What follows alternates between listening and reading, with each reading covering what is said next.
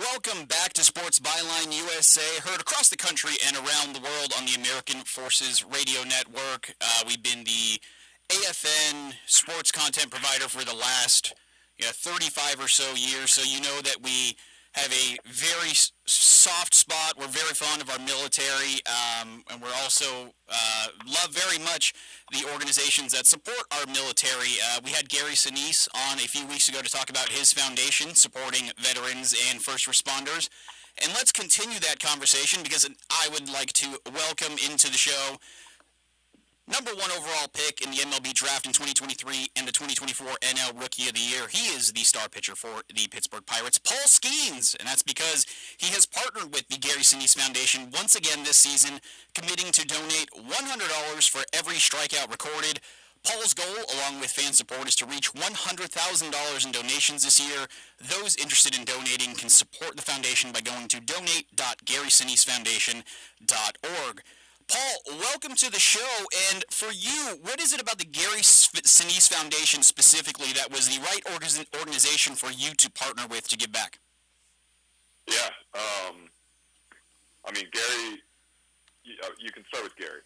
He's an unbelievable individual. He's accomplished so much in his career, which is the type of person that I want to, associate with on a personal level. But the mission of the organization aligns very closely with what I want to accomplish and the individuals that I want to help.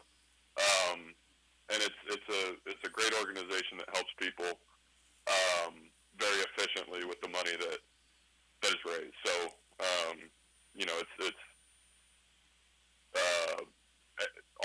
all the money that goes to the organization, you can count on it going to people that that need help. So that's pretty much it. That's why I wanted to associate with them and why I partnered with them. So it's just an unbelievable opportunity. It's a responsibility that I believe I have and that we have, to support these individuals who have done so much for us. So really, really excited to partner with them again.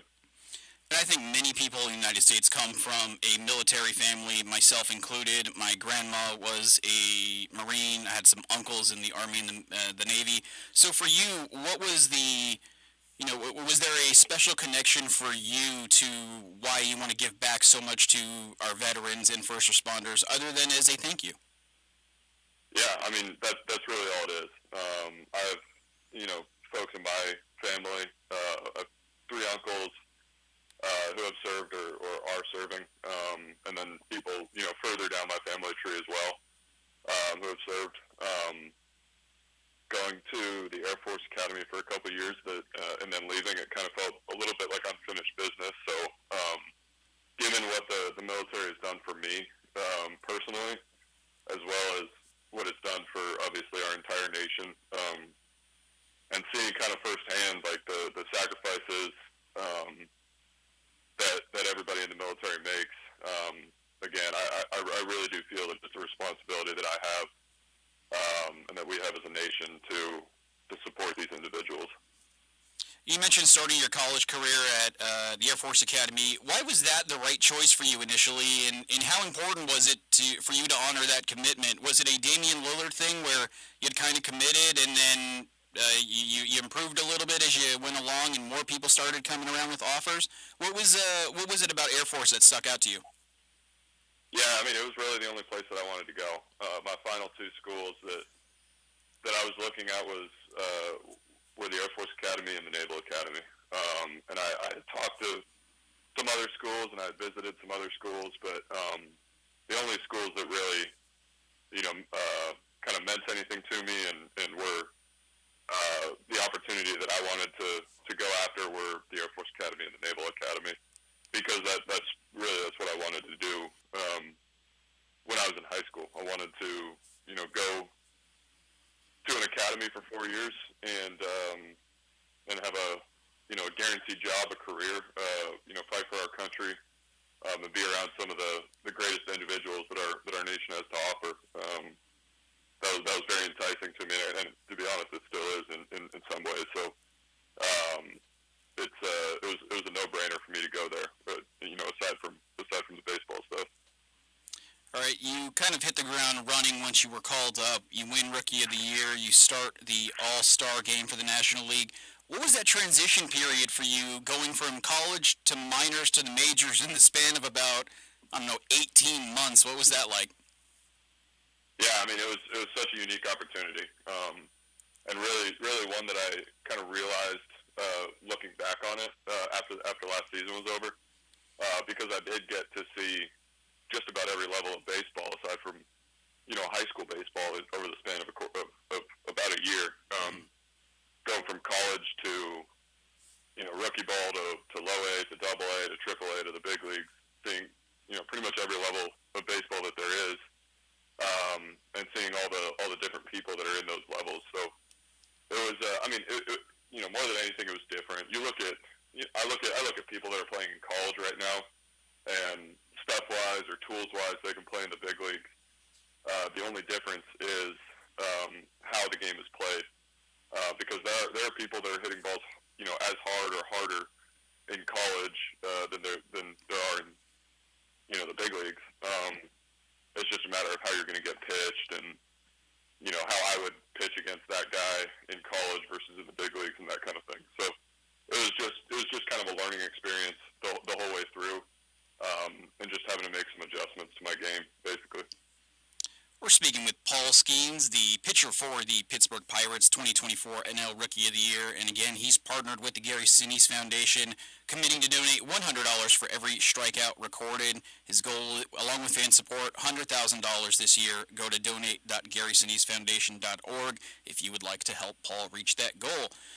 Paul, I think one of the things that I love that's happened over the last handful of years in sports is the kind of mindfulness on mental health. So for you, over the last few years, College World Series, #1 pick, All-Star Game start as a rookie, the demand for your time off the field through the roof. How have you handled all of it, and what do you do to kind of keep yourself centered and, reset to just be Paul? Yeah, I mean, it's been a lot. It really has. But I think that there are a lot of things that I've done in my life that have prepared me for it. You can't be ready for it, but you can kind of prepare for it, if that makes sense. Mm-hmm. And it did happen quickly, but I've had a lot of really, really good coaches and really good people around me, friends, family, who have helped me through it, that I've been able to lean on. And then the folks that have done it before, who kind of are the faces of the game, whether it's baseball, basketball, football, guys that I've met along the way that I've been able to pick their brains a little bit on. They've been very open and welcoming to me as well. So I've gotten a lot of opportunities to meet some cool people and pick their brains on it and understand how they have done it before me, which aside from being in this position and kind of having to deal with it, it's really cool to be able to meet people like that, and I never really thought that I would have the opportunity to do that in the first place. You talk about your connections with people. You were actually elected as a player rep for the union during the off season. What does that mean to you to be essentially entrusted with that responsibility from around the league with less than a full season under your belt? Yeah, I mean, it's a huge responsibility. It really is. And it's something that I obviously wanted to do and want to want to continue to do, to represent the players' interests from around the league. It's a little bit daunting, to be honest, or it was at the time, to think about representing everybody in the league, all types of players, all classes of players, and kind of help them accomplish what they want to accomplish, as well as because you think about getting in a position like that, and I think many people would think that it's I'm in that position to serve my own interests. It's not, if that were the case, I wouldn't have gotten elected. So we have 7 other individuals on the subcommittee that are really good, that have been in the game for a while, who I can lean on. And at the end of the day, it's about leaving the game in a better place than when we found it. So it's a really unique opportunity that I'm looking forward to over these next few years. You know, Paul, I think of some of the stadiums in Major League Baseball. Pittsburgh, one of the few that can rival Oracle. I'm here in San Francisco. One of the few that can rival it. Have yet to have a deep playoff run in a while.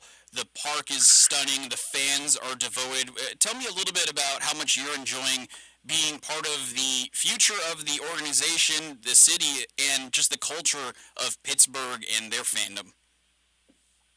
Yeah, it's great. I got the chance to go to a Steelers game this offseason. I'm actually going to my first Penguins game tomorrow, so very excited about that. So I'll get the full Pittsburgh experience, by the end of tomorrow. So the fans are great. They want to win. I do believe that we owe them winning. We owe them a winning team, just because they've been starved of it a little bit, and you can feel it in the park. So we're working to accomplish that. That's been the goal since I got drafted, for me individually, and those are the conversations and the goals that we have within the locker room too. To bring a championship and a winning team back to Pittsburgh. Paul, we got a little bit over a minute left. I've got to ask you about the debut patch card. How difficult was it for you to see that card, to sign that card, and then hand it back to Topps? And also, does it blow your mind that it sold for $1 million at auction? Yeah, I mean, it does, but I'm not a collector. I'm not interested in any of that kind of thing. So the way I see it is that a piece of paper sold for $1 million at auction. So that's not. Really, I'm kind of indifferent to it, to be honest. So I didn't know at the time. I'd seen the debut patch and all that, but it didn't really register to me that I was wearing one on my debut. Mm-hmm. So when the time came to actually sign the patch, it was like, oh yeah, I did do that. So it's pretty cool. It's very humbling to see that. Would I have spent $1 million on it? Probably not. But it's a pretty humbling thing to see that, and to see the support and demand for that. So just got to keep it going. All right, and one last question for you. A strikeout for a pitcher is going to be satisfying in almost any situation, but for you, donating $100 for every strikeout that you do record for the Gary Sinise Foundation, is every strikeout that you have now just a little bit more satisfying, knowing I got the guy out? Oh yeah, and I'm donating money to an amazing cause. Yeah, I mean, there's never going to be enough strikeouts, right? Right. Always got to go for more. It's cool, and that it's not something I'm consciously thinking about while I'm out on the mound, but that's obviously that's a goal. It's nice to know that with every strikeout, and then there's some people matching it too. So it's cool to know that every strikeout that I have, there's going to be a good amount of support that's going to these veterans and first responders, not just from me, but from a number of other people. So it's cool, and just got to keep it going.